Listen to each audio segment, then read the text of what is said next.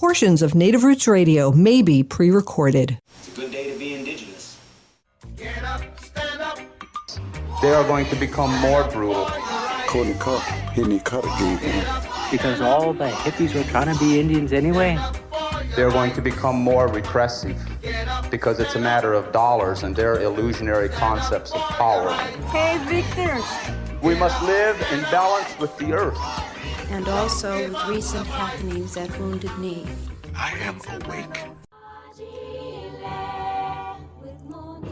Hey, Kadagi to all my friends and relatives in four directions. You're listening to Native Roots Radio presents I'm Awake, and I'm your host, Robert Pilot. We discuss local and national Native news and events. And as you know, Haley, Native issues are human issues, and human issues are Native issues. You are absolutely right, Daga. This portion of the show is supported by the Minnesota Indian Women's Sexual Assault Coalition. Great organization. We always love to have them aboard, and it's just been a great partnership over the years. Hey, it's Friday, and we have State Senator Mary Kunesh here, and it's always good. And, you know, I always like having you on, State Senator, not only because you're very cool, but we always, when we talk about things, it's always a positive. So I feel like Friday shows are always really positive, and I really appreciate that from you. And it's always a good vibe, because we know a few years ago it was kind of bleak for our state senators, and you always kept the show positive. Oh, thank you. There's always got to be a nugget somewhere in your day that's going to be good. And Fridays are my days with my granddaughter, so those are always a good day, even though it's exhausting. But we can find good things in every day, I'm sure. Absolutely. What's happening? What's going on with your campaign? I mean, we have things nationally happening. I know here we've talked about, for me in St. Paul, State Senator, we have an all-woman city council now, and everyone of them except one are BIPOC. I know, that's incredible. I don't know if there's any other city, like large city, that has that kind of first of all, women leadership, and then second of all, the diversity of folks. And of course, not Spring Lake Park, St. Louis Park elected their very first Muslim woman. Right. So there are people that are not going to be happy to hear this, but the leadership and the vision and the world of Minnesota is changing, and I feel like it's really changing in a good way. Absolutely. And Mary, also the demographic is, I think they're all under 40. And most of them are under 35, which just blows my mind. And my candidate won here in my district, and I'm really happy. She's Indian descent from India, and she is a former St. Paul Central grad, and she also is an engineer. So that's comes in handy, especially with all the building and things like that are happening in the cities around the country. Right. I just have to say I am so impressed. And when we say the youth of leadership, I mean, let's just admit 40 isn't that young, but compared to you and me, yes, it is. And maybe not Haley, but the youth of the women that are stepping up to do it. And let's look back a few, even my generation, women weren't in those roles, mostly because they were starting their families, taking care of their families, maybe working and taking care of their families, like I was. And politics was the furthest thing from their mind. But, even you and I know this, and, maybe Haley, you experienced this in your educational career, is that we, Robert, you and I as teachers tried to make our students more aware of what was going on politically and around the world. Right. So we weren't just concerned with our own little worlds, our own little towns, but we gave them a bigger, broader understanding, and also of the consequences of actions by leaders when they make a decision. I mean, look at what happened over in the Middle East and how it's affecting the whole world. Look Yeah. what happened in Ukraine and how it's affecting the whole world. When World War II happened, we didn't have communication and multimedia like we do now. And so people didn't know, they didn't understand the consequences of the immediate action wasn't felt for probably months or years back in the day. But it's just such a different world, and women are stepping up. Younger women, they have the kind of support that they need to be able to do a job, have an elected position, have a family. I mean, they really can do it all under the right circumstances. And I think it's just really imperative that all of us look out for those women and men, or cisgender, whoever want to step into those places, and how we can support them in the best way. Yeah, absolutely. And we talked to a lot of Aimster gangsters, the OGs, and back in the day too, matriarchy still is a thing, and it looks like a lot of the other people are jumping into that, because even when things were happening at Wounded Knee, for example, all the women were running the show in the background. They just had those two cats out in the front, because the press really loved Dennis and just the way they looked or talked or whatever. But we know when we talk to people like Madonna Thunderhawk, who is working in the background as a medic and all those things, and feeding everybody and making decisions. And it's funny, we don't always talk about this too, but our aunties, but our grandmas are the ones that can get rid of a chief, and that's no kidding nowadays too. Yeah. Yeah, in our culture and our ancestors, I think a lot of us look to the women, and our aunties, our grandmas, for the strength that was in the family. I don't know if you, have you watched the series Little Bird on PBS yet? No. Mm, you should. Again, strong women, and it's about that 60s scoop up in Canada, What? Robert. So it's very heartbreaking. I'm just gonna say it's 100% truthful, and it's based on a real story, but about kids that were taken from their family out on the reserve. Um, from the parents. I won't tell you all of it, but it is Right. it is heartbreaking. There are some warm, loving moments in it, but again, it's based from the perspective of a woman, a girl, Mhm.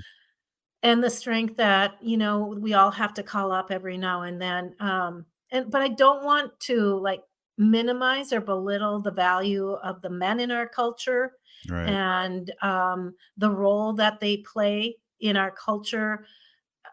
So many of our men carry the wisdom, and there's nothing I love to hear more than when one of our men stands up and says a prayer, either in Mhm. English or in their own language. I think of the Lemoyne family. I can think of a lot of men that when they stand up, I want to listen to them.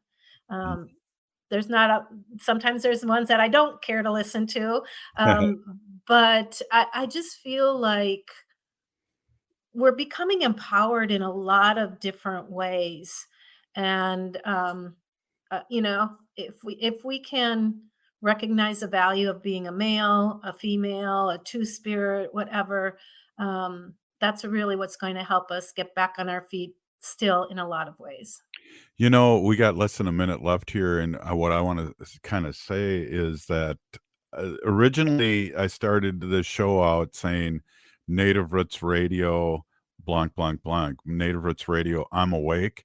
And I feel like we've stayed with that, I'm awake, for a really long time, because I think that's kind of what you're talking about. People are waking up, Hmm. and I'm awake too. And I think that's what we're we're witnessing in many, many different ways here, whether it's we're communicating better and with each other, and we're taking action. And obviously here in the state of Minnesota, and specifically St. Paul, the city council in this last election have really, the women have stepped up in a good way. And I know I'm grateful.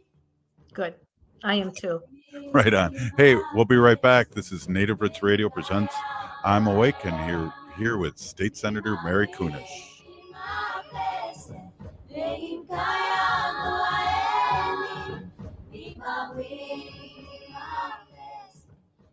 Minnesota has the only original wolf population in the continental United States. And 80% of Minnesotans believe the wolf should be protected. Howling for Wolves is asking Minnesotans to respect our true wildlife manager, the wolf. Their survival is critical to our ecosystems, our communities, and even our economy. As highly intelligent animals with strong social bonds, Minnesota wolves deserve to be protected and admired. Learn more at howlingforwolves.org. Let's live and let howl. If the statistics say that 1 in 3 Native women and 1 in 6 Native men have experienced sexual assault in their lifetime, it means our whole community is affected by sexual violence. 1 is too many. Don't stand by. Stand up. Don't engage in acts of sexual violence, and shut down the dirty jokes, the gossip, the victim blaming and shaming. As a community, we can change the way we respond. Contact the Minnesota Indian Women's Sexual Assault Coalition to attend a workshop to learn more. Sponsored by the Minnesota Indian Women's Sexual Assault Coalition. J&S Bean Factory is a Native-owned, community-supported, cozy, artsy coffee shop which offers roasted on-site beans, live music, and baked goods. Relax in the beautiful outside patio. City Pages writes, voted top 10 coffee shops. Tucked into a quiet corner of St. Paul's Highland Park neighborhood, this coffee shop roasts beans on-site from the best coffee-growing countries in the world. Located at 1518 Randolph Avenue, St. Paul. The good stuff. Minnesotans age 65 plus might qualify for Health Partners Minnesota Senior Health Options. The plan includes personal support, coverage for medical, prescription drugs, and dental, plus over 30 extra benefits. Eligibility information is available at healthpartners.com/oneplan. Health Partners is a health plan that contracts with both Medicare and the Minnesota Medical Assistance Medicaid program to provide benefits of both programs to enrollees. Enrollment in Health Partners depends on contract renewal. Health insurance that fits my budget? I'm covered. I needed health coverage I could count on and afford. MNsure helped me find a plan that works for me, and they helped me save money. Did you know that most Minnesotans qualify for savings through MNsure? And they have free experts who can help you sign up for coverage. Go to MNsure.org today and get started and get covered. That's MNsure.org. MNsure.org. Are you thinking about college? Consider checking out Minnesota Private Colleges. These 18 nonprofit institutions keep the focus on students with small classes and professors who will get to know you. You'll find students from all backgrounds, and no two colleges are alike. And when it comes to cost, they're more affordable than you think. Find the college that's right for you at mnprivatecolleges.org/possible. mnprivatecolleges.org/possible.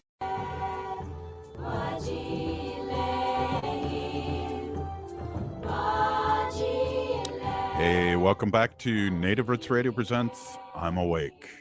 This portion of the show is supported by Native Roots Radio Network on Patreon. That's Native Roots Radio Network on Patreon. Hey, we got a couple new Patreon supporters. We want to give them a big shout out. Thank you, Peeny Gigi. You know who you are. We don't want to put you out on blast, but we do appreciate the support. And shoot, we never were on Patreon until COVID hit, and all our advertisers had to pull back. And so we really appreciate everyone's support then and now. So thank you so much. And we have State Senator Mary Kunesh on, and we're just here cruising through Friday in a real good way, and it's always fun to talk to you. And again, I appreciate your positivity. It helps me stay positive, and I got to remember all the great work that you guys have done, and that you had to go through some stuff in order to get the trifecta and do this great work for this state. We did, and we did it by the the skin of our teeth. Let's remember, it's just a few person majority in the House and a 1-person majority in the Senate here in Minnesota. Wow. Fortunately, in the Senate, we have 4-year terms, so we'll have that majority for the next 3 years, knock on wood, that nothing ever happens. And then, of course, the House members have to get reelected next November. So, we'll continue to do that work as best we can this next session.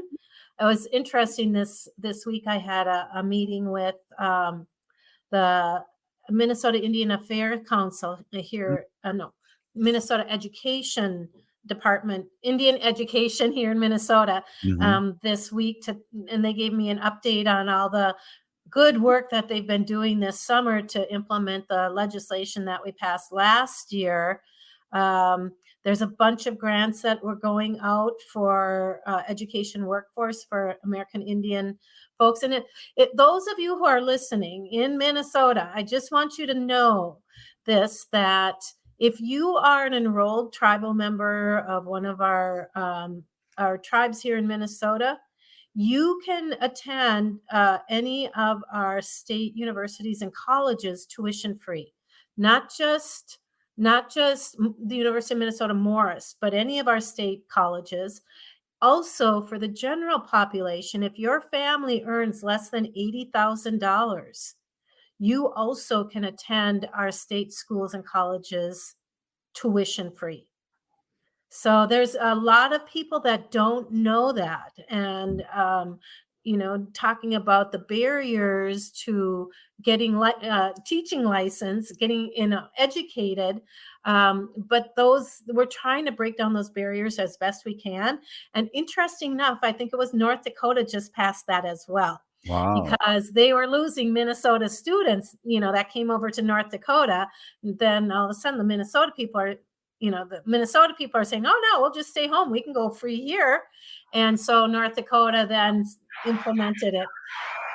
So I just want folks to know that right off the bat when you're looking for it. Plus, there are tons of grants and different ways to support anyone who wants to go into teaching for teachers of color, especially our Indigenous and our Black and Brown people. Our kids need to see folks that look like them in the classroom. So there's lots of grants going out there.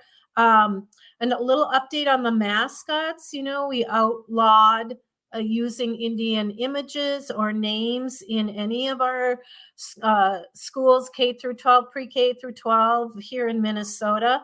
And the exemption application went out in June and July. So schools needed to, if you are on a list, and they were all notified, so they know who they were, they needed to, if they wanted to continue to use that image or the name, they had to file for an exemption. And from what I understand, 13 were received. Wow. And I think they have until 2025 to make those changes. So I think there were 13 exemptions that were received, and 8 of them, the tribes and the team said, no, we don't want them to use that name and those images. So they have to change their name. They have to change their mascot. I know that means that they would have to, it's going to cost some money to scrape that image off your gym floor and off of the stadiums and, remove those uniforms. We did not allocate any dollars towards that because we had no idea who would do anything, if anybody would. That's not to say we wouldn't reconsider that down the road, but by 2025, if they did not receive that exemption, schools need to make that change. And just a lot of money in American Indian aid for education, 11 million this year and 18 million for the next year. Remember, kids can start to carry sacred tobacco in schools. And a lot of it is around educating the schools and the school districts, but we just have tons and tons of really great stuff for our Indian schools. And I was really so impressed with those that are doing the work at the Department of Indian Education. We did not allocate any extra dollars for staff members, which was unfortunate because that meant for a heavy load for those that were already there. And so we want to say a huge Wapila Tanka, Pinagigi, Pilamia to all of them because they picked the load up and they are making this happen, probably tripling their responsibilities. So, but the outcome is just so positive that I'm really excited. That is exciting. That wouldn't happen without the trifecta. And what kind of backup or teeth does this bill have? Is there funding involved if they don't change their name back? How does that work, or does it work?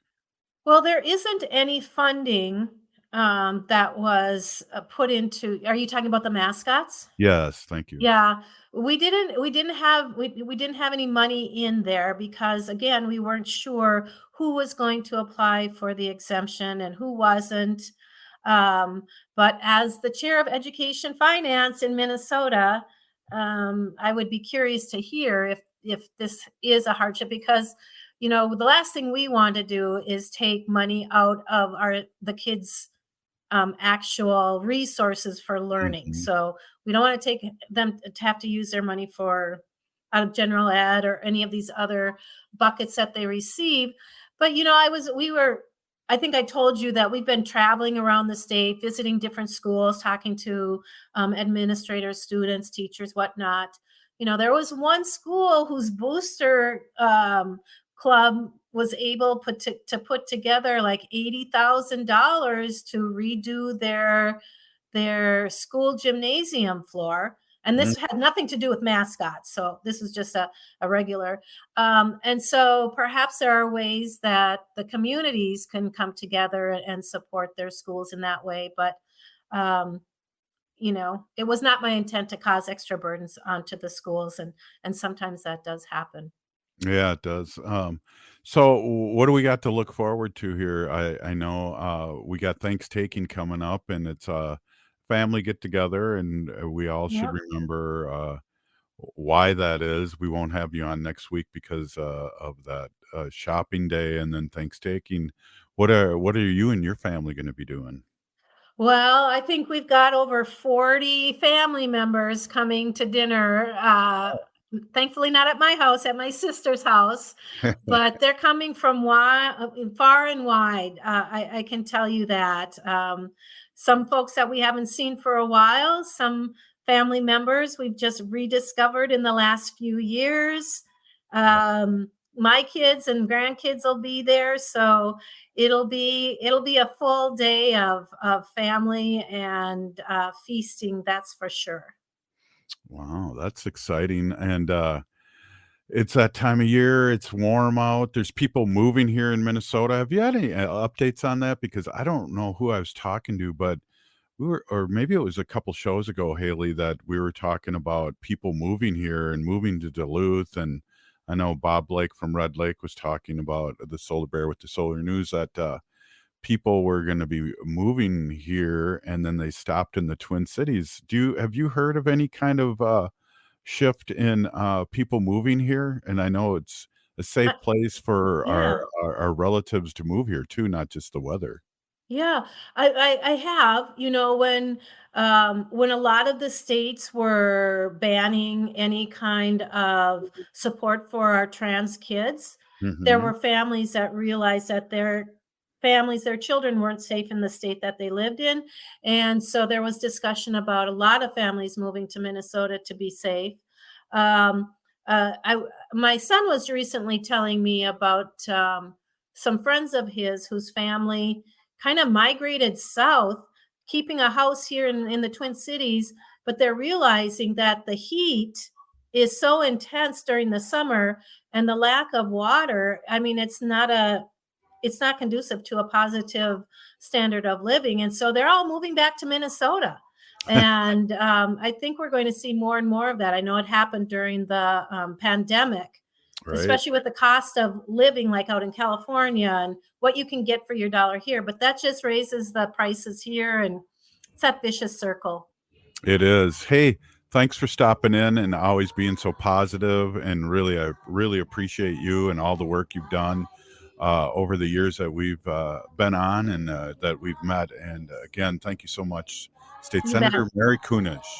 Thankful for you both. Wopi Latanka. Right on. Hey, we'll be right back. This is Native Roots Radio presents I'm Awake. Stay with us. Signing up for $1 bus and train rides with the Transit Assistance Program, or TAP, is quick and easy. Do it straight from your computer or phone by uploading one of the pre-approved documents listed at metrotransit.org/TAP, along with a copy of your ID. We'll mail you a go-to card with a full year of discounted rides. For questions or translation help, call 612-373-3333. 612-373-3333. Unveil the captivating world of native photography at the Minneapolis Institute of Art. Their new exhibit, In Our Hands, Native Photography 1890 to Now, turns the camera around and puts native photographers in control, featuring hundreds of photographs captured by generations of First Nations, Métis, Inuit, and Native Americans. You'll view the world through their lens, revealing the beauty and complexity of Indigenous heritage. Don't miss this incredible experience. Visit In Our Hands at the Minneapolis Institute of Art now through January 14th. For more info, visit artsmia.org. Hi, I'm Claudia with MinSure, Minnesota's official health insurance marketplace. With MinSure, you can compare health plans from multiple companies and get free help from a trusted expert. Whatever health plan you choose with MinSure, it's guaranteed to cover essential benefits, so you can get the care you need. See if you qualify for discounts, available only through MinSure. If you need quality, comprehensive health insurance, get started now at minsure.org. J&S Bean Factory is a native-owned, community-supported, cozy, artsy coffee shop which offers roasted on-site beans, live music, and baked goods. Relax in the beautiful outside patio. City Pages writes, voted top 10 coffee shops. Tucked into a quiet corner of St. Paul's Highland Park neighborhood, this coffee shop roasts beans on-site from the best coffee-growing countries in the world. Located at 1518 Randolph Avenue, St. Paul. The good stuff.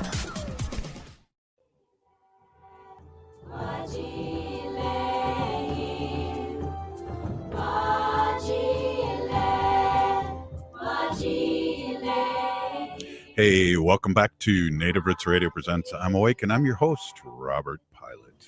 This portion of the show is supported by Native American Community Development Institute, or NACD, in Minneapolis. Hey, they do great work, and love partnering with them. Hey, we have two special guests on. One of them is one of the originators of Native Roots Radio over 6 years ago, Jalisa McKee, and we also have Bradley Lewis on, and we're going to be talking about New Native Theater. Jalisa, welcome back to the show as always. Hey, Kadagi Jaji, Pinagigi for having me. Yeah, well, just everyone, if you don't know, Jalisa is my oldest daughter here, and she's number one. And also, Jalisa, you helped start Native Roots Radio many years ago, and you were a big part of that first year. Yeah, humble beginnings. I still remember doing like the Facebook Lives at the studio, the AM 950 studio. That's right. Well, we got big news, and you're, I thought I was going to be the big shot of the family, but basically you are now the big shot of the family. And tell everybody what's going on and what you're doing, and why I'm so proud to have you on, and so proud to be your judge. I would still say you're the star. You're the elder. Elder star. And I would say we all have our amazing roles in the family. Yeah, no, but again, thank you for having me. I just want to introduce myself as Chashshep Wakahawinga, Holy Eagle Woman of Ho-Chunk Nation. I'm super happy to be on here with Bradley and also with my cousin Haley and you, Jaji. I am working as a full-time counselor. I work at a treatment center, so I'm very proud of that work that I do. I'm able to work specifically with our Native population and meet with them. And I also work as an actor. So I have a show coming up with New Native Theater that Bradley and I can talk more about. But yeah. That's awesome. And let's get Bradley aboard. But before we give Bradley the, checking him out and seeing what he's all about. I love that you said actor and not actress. That's just always been a thing for me. Knowing actors all these years is because do you call a woman doctor a doctress? So I really appreciate that. So that's cool. Hey, Bradley, welcome to Native Roots Radio. Guatzise Halpa. Hello, everyone, and Dawa'e for having me as well. My name is Bradley Lewis. I am a member of the Acoma Pueblo in New Mexico, and I'm super honored to be here with my co-star Jalisa. And it's just so exciting to be working with New Native Theater and being in Minneapolis for the first time. I don't know if you all know this, but I'm typically New York based, so I have the honor of coming out to Minneapolis to do some really great theater. That's awesome. And I don't know if you know this, and our relatives in Wisconsin know this, that Minnesota or Minneapolis has more theaters per capita everywhere except New York. And that's something we're really proud of here. And there's theater everywhere. And it's just a great place to enjoy the arts. Hey, let's talk about, Jalisa, real quick, when the play is, and then maybe we can go back to that too. And then also a little bit about what it's about. Yes, I would love to. So we are in a show with New Native Theater, and I do want to say shout out to them. It's an amazing organization. You've had Rihanna on the show quite a bit, right? Yep. It's one of, I believe, 8 Native American theaters in the nation. So that's really exciting that we have that here in Minneapolis. And the play is called Christmas in Ochapi, and it opens at Red Eye Theater on, November 29th.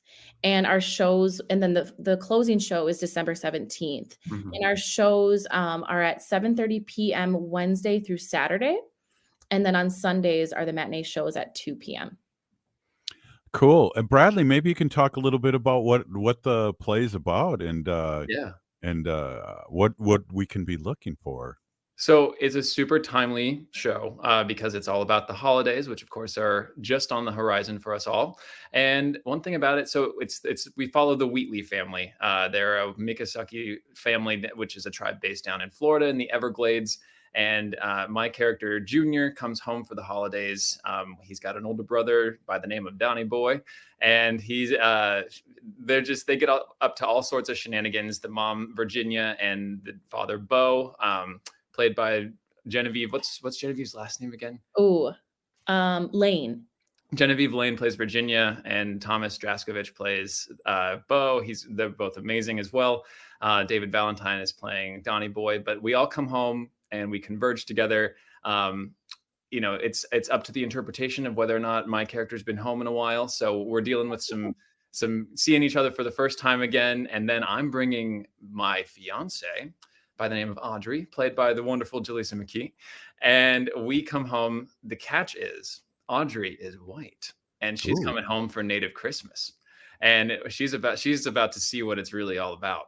And we get up to all sorts of craziness, and old grudges come up and new problems arise. It's a lot of fun. And one thing about it is I couldn't tell you any time that I've ever heard of a Native holiday story, right? You look at all of those classic films that a lot of us were brought up on, Home Alone, or like what are some of the other ones? A Christmas Story, or Miracle on 34th Street. Oh, exactly. I'm old. All of those are all Caucasian Christmas stories, and that's great and wonderful. But we are, as a Native people, we have holidays and rituals and things that we celebrate as well, and we do it our way. And so you get to see the Wheatley family do it their way, and it is so fun. Jalisa, playing a white person and knowing Indian ways, is that an advantage for you? Yes, I would say. There's a few different. I actually told Bradley this the other day. It was interesting being casted as Audrey.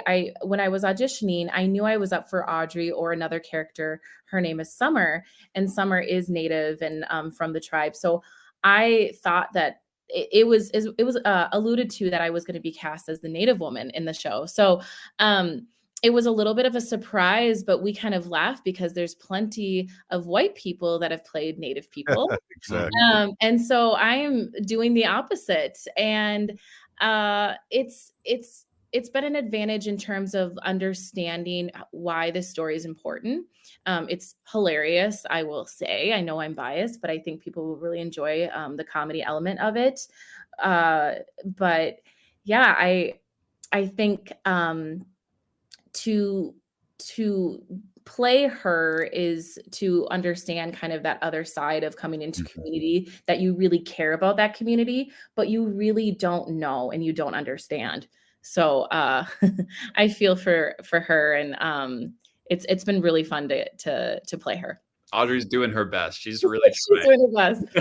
Yeah, That's awesome. And you'll be fitted for a wig very soon, I hear rumors. And then our friend Roya is playing a police officer, did I hear? Yes, she is. She's the res cop.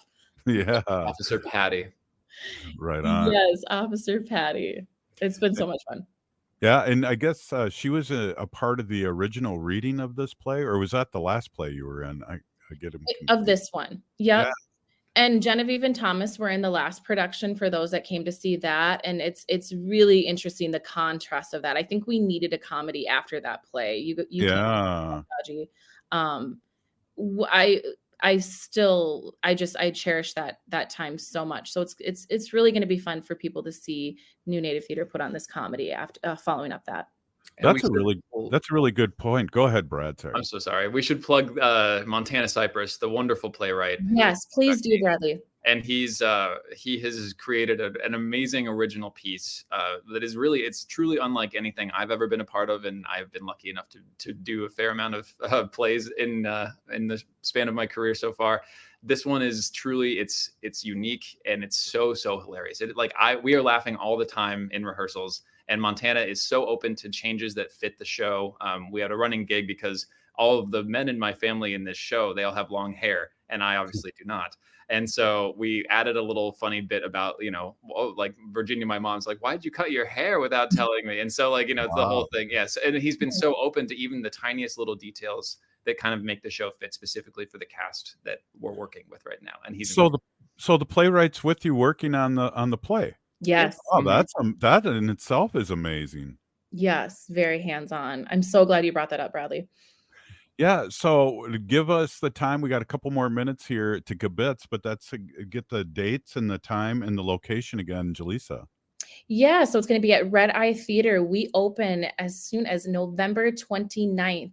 And in my experience, the last shows sold out. So get your tickets ahead of time. But November 29th, and then we close on December 17th. Wednesday through Saturday performance are at 7:30 p.m. I do recommend getting there early because parking is limited. So 7:30 p.m. and then the Sunday shows are at 2 p.m. Red Eye Theater in Minneapolis. So you'll have plenty of time to get my Christmas present because you'll have like 7 days after the play. Precisely. Right on. I appreciate that. Bradley, too, you can get me a Christmas present too. And of course. Right I would never dream of doing the opposite. Right on. All right. Well, you guys, we got a couple more minutes. What else would you like to say about this play? How long does it run? Do we know the running time? Yeah, it's going to be probably about 90 minutes right now, and there'll be no intermission. I should also mention that the tickets are pay as you can or as you wish, with the suggested starting price of $35. Though, of course, we want theater to be accessible. That's a broader issue throughout the theater community as a whole. So we're trying our best here to make it something that anybody and everybody can come to. Wow, that's great. And Jalisa, any last words here before we let you go? Check out what Bradley is up to in all of his acting endeavors. It's great to have you and have somebody that's based in New York come out here and create art, especially for the Native community. Well, I just love how Native Minneapolis is. I didn't quite realize that. It's been amazing to be here and to feel immediately welcomed by the community and get to do something that I hope speaks to a lot of us here. Right on, Bradley. I'll give you a big hoa and and a big peeny gigi. Thanks, Jalisa, Bradley, Haley. We'll have you guys on again when we get even closer to the show. This has been fun.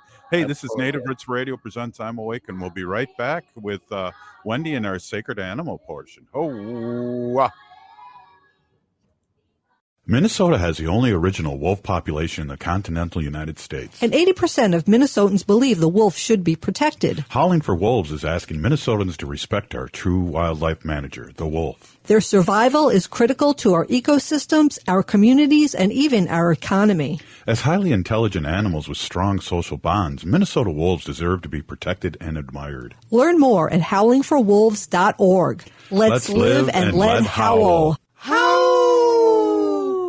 If the statistics say that 1 in 3 Native women and 1 in 6 Native men have experienced sexual assault in their lifetime, it means our whole community is affected by sexual violence. 1 is too many. Don't stand by. Stand up. Don't engage in acts of sexual violence, and shut down the dirty jokes, the gossip, the victim blaming and shaming. As a community, we can change the way we respond. Contact the Minnesota Indian Women's Sexual Assault Coalition to attend a workshop to learn more. Sponsored by the Minnesota Indian Women's Sexual Assault Coalition. J&S Bean Factory is a Native-owned, community-supported, cozy, artsy coffee shop which offers roasted on-site beans, live music, and baked goods. Relax in the beautiful outside patio.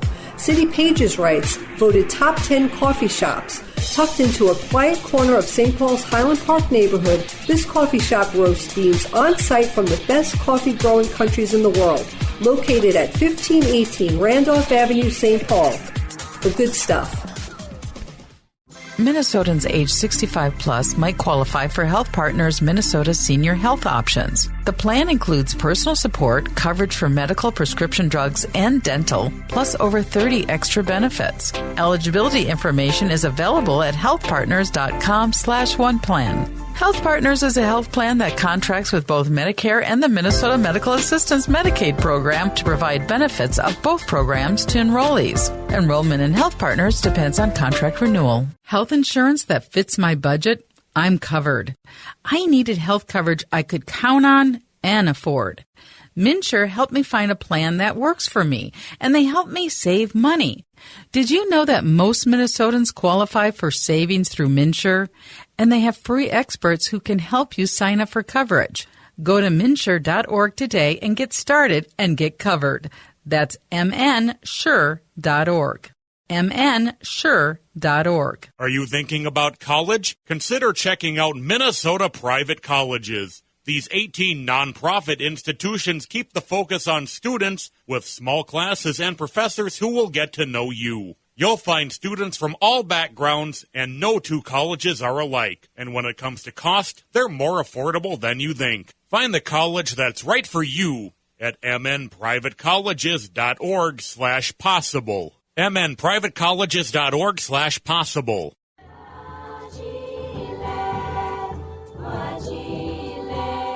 Hey, welcome back to Native Roots Radio Presents I'm Awake.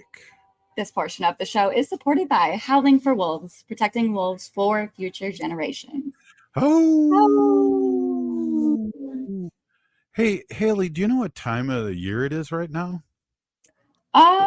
What time of year is it? It's football season, isn't it? And hockey, but really, and basketball too. It's a season for a lot.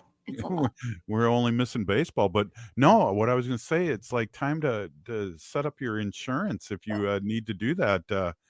MNsure is out there ready to help us. Yes, MNsure is the one-stop destination for health insurance and tax savings in Minnesota. They actually provide assistance to everyone, no matter your income. So, remember, MNsure doesn't sell insurance. They help you find it. So you can learn more at mnsure.org. Excellent. Hey, I feel like howling for MNsure, but we already howled for wolves. And, it's Friday and it's just like a celebration day. And I know Wendy's working hard and she's given us another segment on our sacred animals section. So, Haley, why don't we take a listen to Wendy and what she's got the Fun Fact Friday happening? Absolutely. Take it away, Wendy. Thank you, Robert. Thank you, Haley. Hey, everybody. My name is Hanajihihani. That means cares for them. I was given that name by my Dega Curtis. Curtis goes by Mashke Hanajingo, which means walks on white clouds. I'm a Humane Policy Volunteer Leader for the Humane Society of the United States, and I work on animal issues. at the local and state level. Today I wanted to talk to you about pigeons. And the reason why I want to do that is because I've been spending some time in New York City.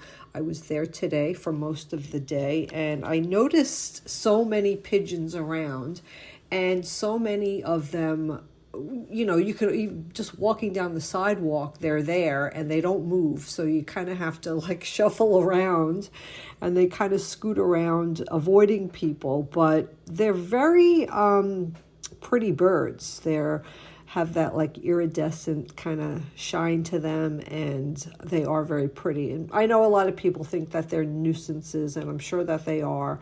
You know, they make a mess and they carry diseases and whatnot. But I was just curious about these birds because just seeing them really practically my whole life, I really don't know much about them. So I was looking up some facts about them. So that's what I'm going to share with you tonight.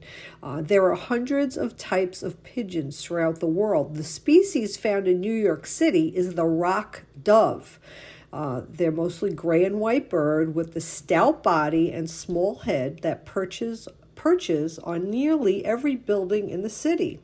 These pigeons have evolved to live alongside people, while the city itself seems to be the perfect environment for them.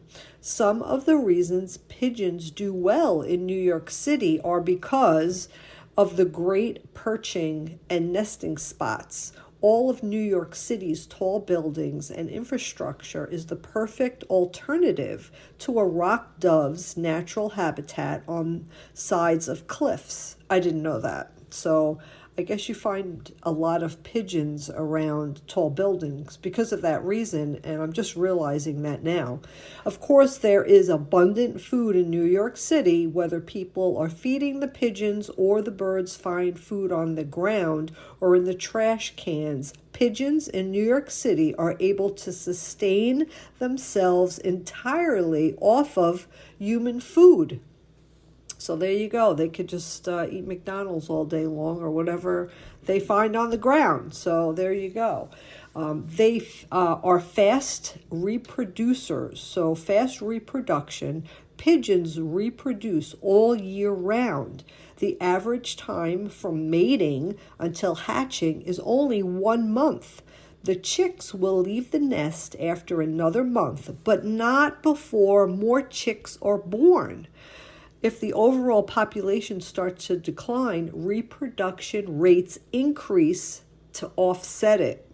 So with these factors, comprehensive pigeon control, like bringing in falcons to prey on pigeons, has minimal effect because they'll just reproduce more. So there you go. Businesses use and property owners are using things like bird spikes, bird netting, visual deterrents, and more to keep pigeons away from their property and cutting down on the spread of bacteria and the messes that can cause from the droppings. And the droppings don't look very nice either. So I mean, I get it. I do still like the pigeons. So, and this is another question I've never even really thought of, but why don't we see baby pigeons, not only in New York City, but elsewhere? So when a rock pigeon finally leaves its nest, they are full-sized with adult feathers, and they look just like their parents. So that's why we never see baby pigeons, and I never really even thought about that. So I thought that was an interesting fact. So in New York City, and elsewhere, the lifespan of a pigeon, with regular food supply and favorable conditions, a feral pigeon can generally live up to 15 years, with the most elderly able to survive to the age of 30. However, the average lifespan tends to be much shorter, 3 to 5 years, and the typical lifespan of a New York City pigeon is only 1 to 3 years due to the harsh living conditions. I could see that. I mean, there's just so much traffic and pollution and people walking around. I don't, it doesn't surprise me, right? In what state is it illegal to frighten a pigeon? So there's actually a state in the United States where it is illegal to frighten a pigeon. The Commonwealth of Massachusetts. It is illegal in the Commonwealth of Massachusetts to scare a pigeon, and this became legal or illegal the Christmas of 1659, and it's always been that way, and they have never changed it. So you can't scare a pigeon if you're in Massachusetts. Pigeons mate for life, and I thought this was a fact, but I wasn't positive. So pigeons mate for life, but if one partner dies, the survivor generally will attempt to find another mate. So, yeah, who wants to be alone, right?